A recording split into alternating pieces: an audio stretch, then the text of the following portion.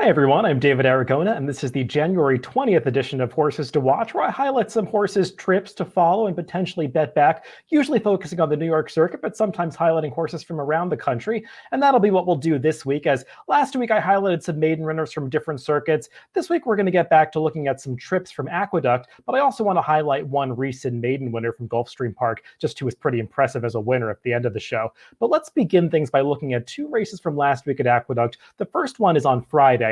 This was January 15th, race 5, claiming 14,000 non-winners of 3 lifetime at 7 furlongs. And I want to focus on the start for number 4, Wicked Title. Let's break these horses from the gate, and you're going to see that Wicked Title just breaks a little bit slowly and awkwardly towards the back of the pack here, and that's just not what you want to have happen given the likely pace scenario in this race and given the way the track was playing, because Wicked Title is a horse that wants to be a little more forwardly placed. She is a horse that comes from off the pace in mid-pack, but not one that you want to see get left at the gate. And there just was not a whole lot of speed signed on in this race. The number 1, Jackie Milton, went to the front, looked like the potential lone speed on paper, and she's going to go all the way on the front end. Furthermore, compounding the trouble for Wicked Title is that this day, Friday at Aqueduct, January 15th, was a day that it seemed particularly hard to make up ground on the main track. Not sure that it was the strongest bias that we've seen at the winter, but definitely horses had trouble making up and passing horses. I'm not sure if it was due to kickback or just some other reason that caused the track bias. Some people were speculating that the wind made it difficult for horses to close because it was a windy day last Friday. But for whatever reason, we just saw a pattern of horses going leading from gate to wire on the main track. And you see Wicked Title here. She's now moved up past a few horses on the outside of that orange cap, and she's going to swing out three wide for the run into the stretch. And while it might not look like she's making up a lot of ground in the final quarter mile, she is doing more running that we've seen from a lot of other horses that raced on this Friday card. And she's going to do pretty well here to get up into second, given the fact that the leader, Jackie Milton, had everything her own way on the front end, and the fact that the pace was somewhat slow and you don't see anybody else in this race making up any ground or doing any passing whatsoever in the lane. So I like the effort from Wicked Title here, and she actually ran deceptively well in her prior start when she had a little bit of trouble getting shuffled back on the far turn 2 back. So I just think overall, even though her speed figures are a little bit light for a horse at this level, she's run better than it seems now twice in a row. And I think if she returns in this non-winners of 3 lifetime level next time, she'll give a much better account of herself. Now looking at a race from last Saturday at Aqueduct, this was the January 16th card. Race 7, it's a maiden special weight for New York breds going 1 mile. These are some newly turned 3-year-olds. Let's break these horses from the gate, and we're going to focus on the number 6, Big Little Risk. Once again, this is a horse who doesn't get off to the cleanest start. Not quite as bad as Wicked Title, but you saw he was a little sideways out of the gate, breaks about a length slowly, and within a couple of strides finds himself at the back of the pack here. The track was not as speed favoring on Saturday, maybe slightly, if anything. But this was a race that was dominated towards the front end. Horses that had forward position seemed to have a bit of an advantage here. And you're going to see Big Little Risk not really dawdle at the back of the pack. He's going to make a move down the backstretch to get up into contention here. And by the time they reach the half-mile pole, Big Little Risk has gotten up on the rail, into contention, into a pocket, and he's going to follow the leaders around the far turn. Now, this is a horse for H. James Bond, who had just made one prior start on the turf.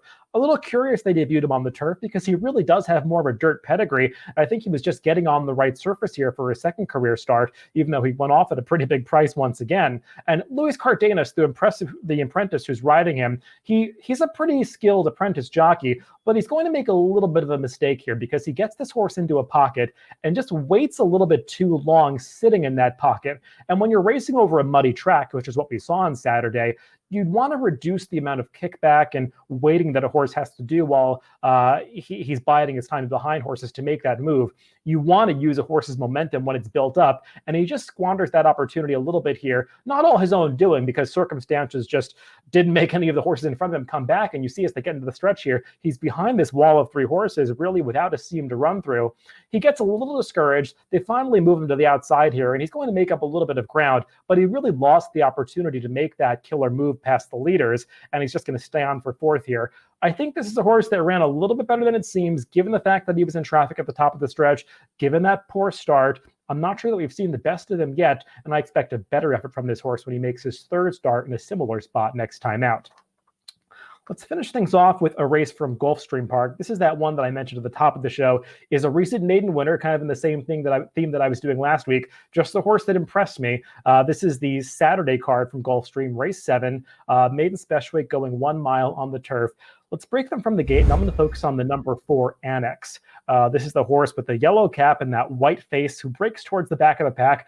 The theme of this show, horses breaking about 1 length slowly, but this horse is going to overcome that start in pretty impressive fashion. We'll get to that at the end of the race as we see them moving into the clubhouse turn here. He gets a decent position on the rail here towards the back of the pack.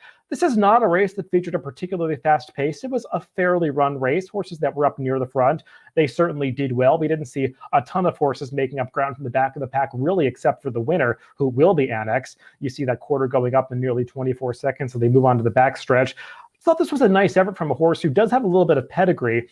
He's by constitution. He was a prolific first out sire, really one that can get horses that run on dirt or turf. And on the dam side, while there's not a ton of turf pedigree, there is some quality there. The dam herself has yet to prove herself as much of a producer, but the dam is a half sister to that excellent race mare from the early 2000s, You, who was known for winning that nose photo in the Grade 1 test as a 3-year-old, though that wasn't her only claim to fame. You was a multiple Grade 1 winner, I think winning 5 Grade 1s during her career. She was a dirt horse, but clearly this horse, Annex, prefers the turf, and now you see him towards the back of the pack in that yellow cap. He's moving 4 wide here to make up ground, and they're not making it easy on him because horses are floating now further into the center of the track, so he's going to have to run over the top of this field at Gulfstream, which has not been that easy to do. We've seen a lot of gate-to-wire winners at Gulfstream, not really a track that's conducive to horses making these big runs wide out from far back, and this horse is going to mow down this field. He still has his head cocked to the side as they come from the wire. He's not really running straight, but he's doing it pretty easily anyway. Just a really impressive horse that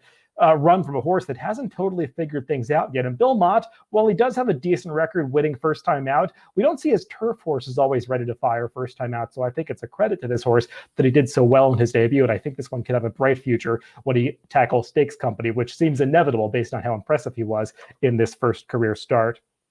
Well, those are all the horses to watch for this week. Remember that if you want to follow these horses in the future, you can easily add these horses to your DRF watch mail on DRF.com using Horse Watch. Just add these horses to a list, and you can get email notifications when these horses work or run back in the future. That's how I like to follow these horses that I talk about on this show.